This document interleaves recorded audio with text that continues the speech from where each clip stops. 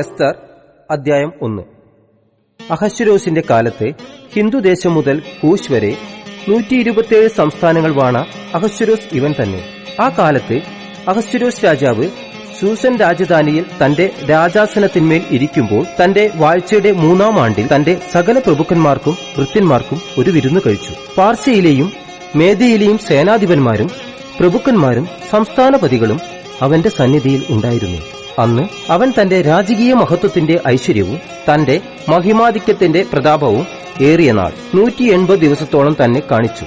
ആ നാളുകൾ കഴിഞ്ഞ ശേഷം രാജാവ് ശൂഷൻ രാജധാനിയിൽ കൂടിയിരുന്ന വലിയവരും ചെറിയവരുമായ സകല ജനത്തിനും രാജധാനിയുടെ ഉദ്യാന പ്രാകാരത്തിൽ വെച്ച് 7 ദിവസം വിരുന്നു കഴിച്ചു. അവിടെ വെൺകൽ തൂണുകളിന്മേൽ വെള്ളി വളയങ്ങളിൽ ശണനൂലും ധൂമ്രനൂലും കൊണ്ടുള്ള ചരടുകളാൽ വെള്ളയും പച്ചയും നീലയുമായ ശീലകൾ തൂക്കിയിരുന്നു. ചുവന്നതും വെളുത്തതും മഞ്ഞയും കറുത്തതുമായ മർമരക്കല്ല് പടുത്തിരുന്ന തളത്തിൽ പൊൻകസവും വെള്ളിക്കസവുമുള്ള മെത്തകൾ ഉണ്ടായിരുന്നു. വിവിധാകൃതിയിലുള്ള പൊൻപാത്രങ്ങളിലായിരുന്നു അവർക്ക് കുടിപ്പാൻ കൊടുത്തത്.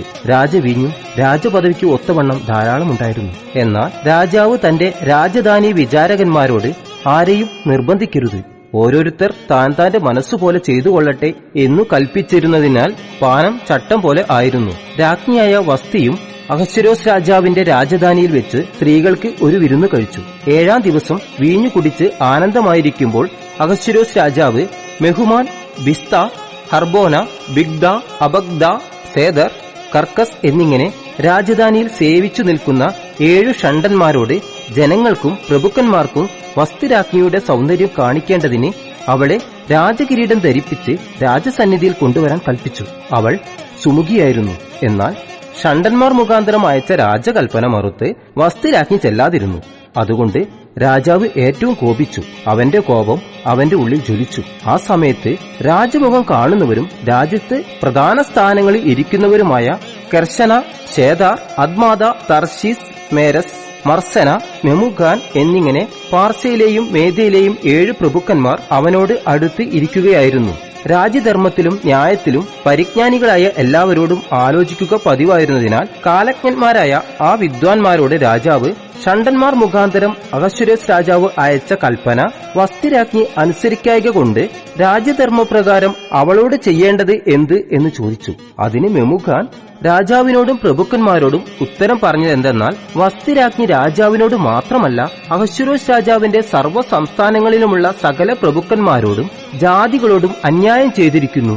രാജ്ഞിയുടെ ഈ പ്രവൃത്തി സകല സ്ത്രീകളും അറിയും. അഹശ്വേരോസ് രാജാവ് വസ്തിരാജ്ഞിയെ തന്റെ മുമ്പാകെ കൊണ്ടുവരാൻ കൽപ്പിച്ചയച്ചാറെ അവൾ ചെല്ലില്ലല്ലോ എന്ന് പറഞ്ഞ് അവൾ തങ്ങളുടെ ഭർത്താക്കന്മാരെ നിന്ദിക്കും. ഇന്നു തന്നെ രാജ്ഞിയുടെ പ്രവൃത്തി കേട്ട പാർസ്യയിലെയും മേദ്യയിലെയും പ്രഭുപത്നിമാർ രാജാവിന്റെ സകല പ്രഭുക്കന്മാരോടും അങ്ങനെ തന്നെ പറയും. ഇങ്ങനെ നിന്ദയും നീരസവും അധികരിക്കും. രാജാവിന് സമ്മതമെങ്കിൽ വസ്തി ഇനി അഹശ്വേരോസ് രാജാവിന്റെ സന്നിധിയിൽ വരരുത് എന്ന് തിരുമുമ്പിൽ നിന്ന് ഒരു രാജകൽപ്പന പുറപ്പെടുവിക്കുകയും അത് മാറ്റിക്കൂടാതെ വണ്ണം പാർസ്യരുടെയും മേദ്യരുടെയും രാജ്യധർമ്മത്തിൽ എഴുതിക്കുകയും രാജാവ് അവളുടെ രാജ്ഞിസ്ഥാനം അവളേക്കാൾ നല്ലവളായ മറ്റൊരുത്തിക്കു കൊടുക്കുകയും വേണം.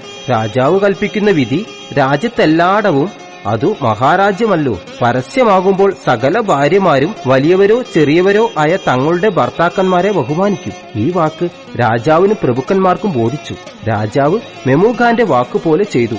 ഏതു പുരുഷനും തന്റെ വീട്ടിൽ കർത്തവ്യം നടത്തുകയും സ്വഭാഷ സംസാരിക്കുകയും വേണമെന്ന് രാജാവ് തന്റെ സകല സംസ്ഥാനങ്ങളിലേക്കും അതത് സംസ്ഥാനത്തേക്ക് അതതിന്റെ അക്ഷരത്തിലും അതത് ജാതിക്ക് അവരവരുടെ ഭാഷയിലും എഴുത്തയച്ചു.